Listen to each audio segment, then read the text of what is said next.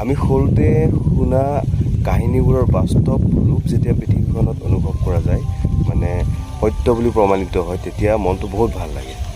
যেনে ধৰক ৰাম সেতুৰ কথাই কওঁ, ৰাম ৰাৱণৰ কাহিনী আমি সৰুৰে পৰা শুনি আহিছোঁ।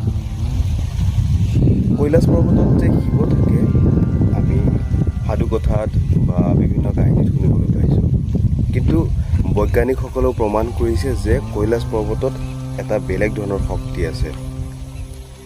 এতিয়া মই কৈলাশ পৰ্বতৰ এটি কাহিনী ক'বলৈ খুজিছোঁ।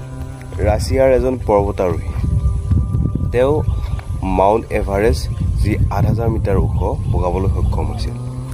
তেওঁ ভাবিলে যে মই মাউণ্ট এভাৰেষ্ট বগালোঁ আৰু ৬,৬৩৮ মিটাৰ ওখ কৈলাশ পৰ্বত কিনো।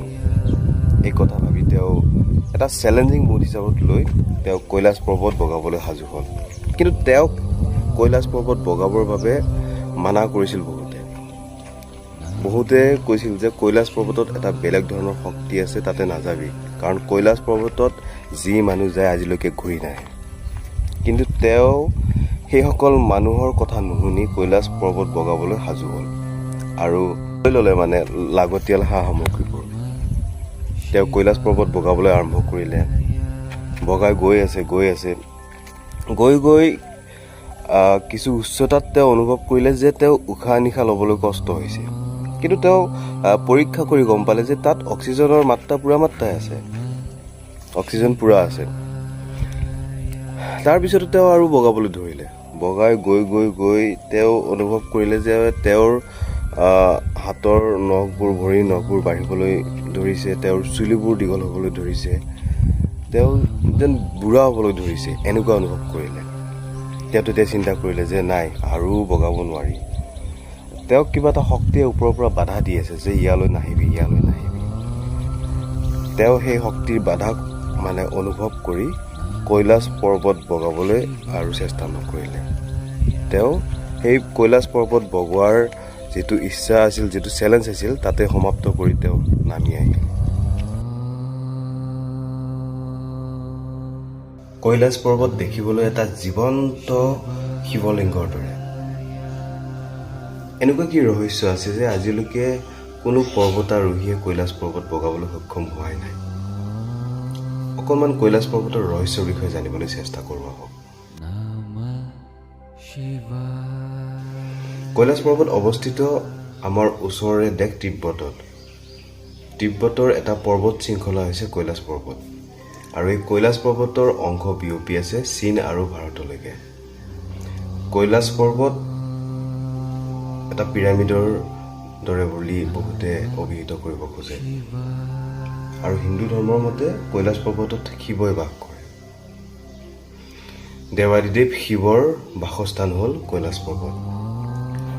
এতিয়া চাওক, হিমালয় পৰ্বতৰ উচ্চতা হ'ল ৮,৮৪৮ মিটাৰ, আনহাতে কৈলাশ পৰ্বতৰ উচ্চতা হ'ল ৬,৮৩৮ মিটাৰ। মানে হিমালয় পৰ্বততকৈ ২,০০০ মিটাৰ কম কৈলাশ পৰ্বতৰ উচ্চতা।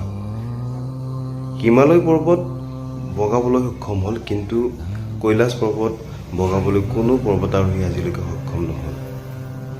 হিমালয় পৰ্বতৰ সৰ্বোচ্চ উচ্চতাত গৈ যেতিয়া অক্সিজেনৰ মাত্ৰা পৰীক্ষা কৰা হয় তেতিয়া তাত অক্সিজেনৰ মাত্ৰা কমি যায়, কিন্তু কৈলাশ পৰ্বতৰ আধাতে অক্সিজেনৰ মাত্ৰা থকা স্বত্তেও মানুহে উশাহ নিশাহ লোৱাত কষ্ট পায়, মানে আৰু ওপৰলৈ বগাবলৈ সক্ষম নহয়।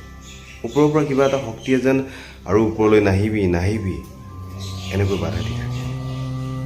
হিন্দু ধৰ্মৰ বিশ্বাস মতে দেৱাদিদেৱ শিৱই কৈলাশ পৰ্বতত বাস কৰে, আৰু বৈজ্ঞানিকসকলেও কিছুদিন আগতে পৰীক্ষা কৰি গম পালে যে কৈলাশ পৰ্বত যি ঠাইত অৱস্থিত হয় সেই ঠাইখিনি পৃথিৱীৰ কেন্দ্ৰবিন্দু হয়।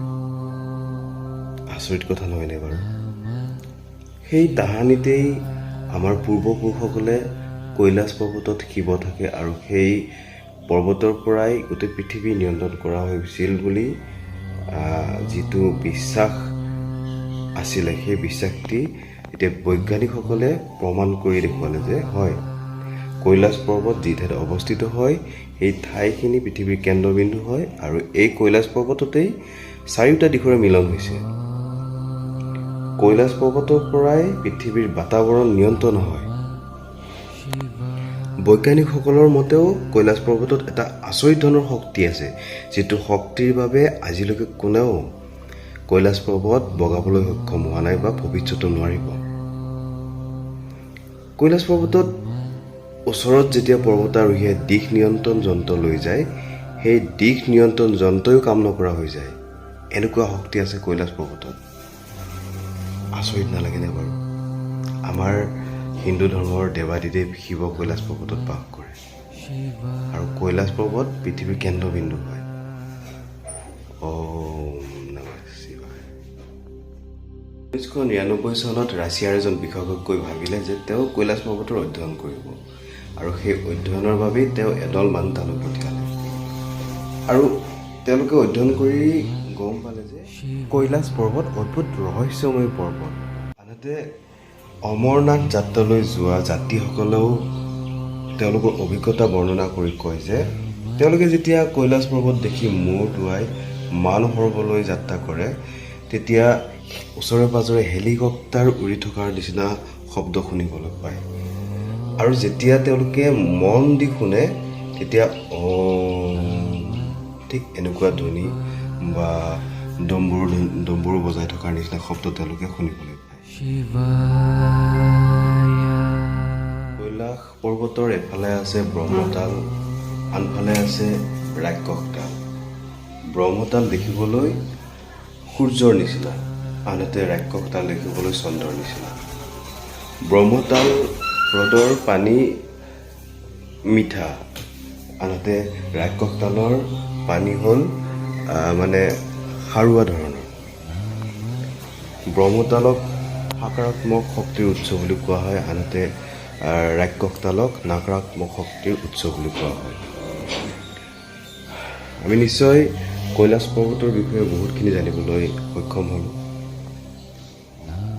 জীৱনত এবাৰ হ'লেও কৈলাশ পৰ্বত যাম বুলি ভাবিছোঁ, আৰু আপোনালোকেও সিদ্ধান্ত কৰক। এই ৰহস্যময়ী অলৌকিক শক্তিৰ উৎসক এবাৰ হ'লেও দৰ্শন কৰিবলৈ আপোনালোকে চেষ্টা কৰক।